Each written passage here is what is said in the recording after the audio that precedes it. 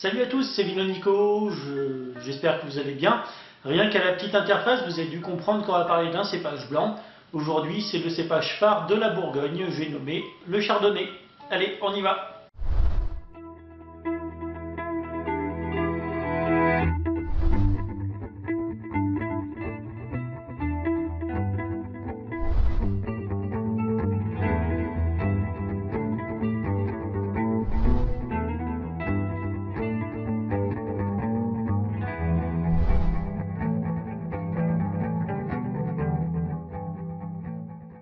Le Chardonnay est un cépage blanc originaire de la Bourgogne. Il est présent dans de très nombreux pays à travers le monde. Il existe depuis très longtemps et il y a même une légende qui dit qu'il a été rapporté par les croisés. Apparemment, il y a des études qui ont été faites, c'est pas vraiment vrai, ça serait un croisement entre deux cépages, dont le Pinot Noir. Il tiendrait son nom du village de Chardonnay dans le Mâconnais.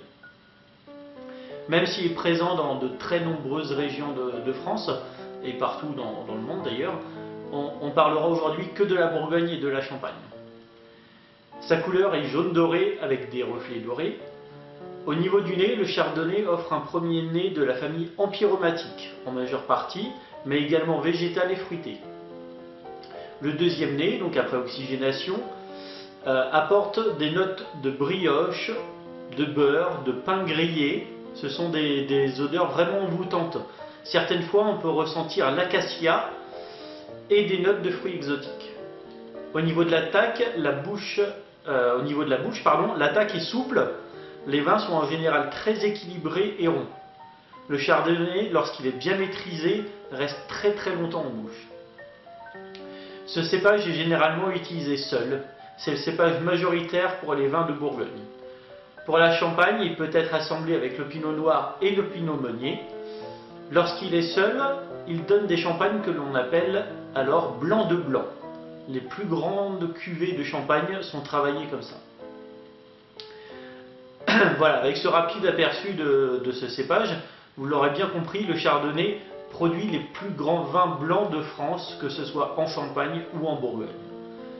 En ce qui concerne sa conservation, c'est vraiment difficile d'y répondre avec précision puisque chaque vin et chaque cuvée est différente, mais en général on peut les conserver au minimum 3 ans. Pour les accords mets et vins assez simples qui se font à la maison ou entre amis, je préfère les viandes blanches ou certains poissons. Pour faire plus précis, on va sélectionner deux plats. Le premier, ça va être des escalopes de dinde à la crème et tagliatelle. Si vous pouvez rajouter quelques morilles blanches dans la sauce, ça sera vraiment un délice.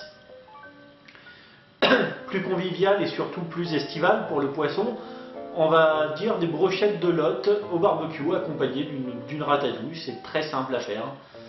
Voilà, surtout faites attention à pas trop cuire la lotte, sinon c'est pas très agréable. C'est tout pour aujourd'hui, cette vidéo se termine. Je voulais vraiment vous remercier de les regarder, de les aimer, surtout de les faire partager comme vous avez fait jusqu'à présent. Je vous remercie vraiment du fond du cœur, ça fait très plaisir. Je vous rappelle que sur notre site internet, vous pouvez trouver des solutions pour gagner un petit peu plus d'argent grâce à nos produits. Également les formations que nous proposons, ainsi que les cours de dégustation à domicile. Je vous rappelle également qu'il y a plusieurs petites vidéos, peut-être vous en avez loupé, si elles vous plaisent, je vous invite à aller les regarder. Voilà, merci encore, à très bientôt pour de nouvelles vidéos.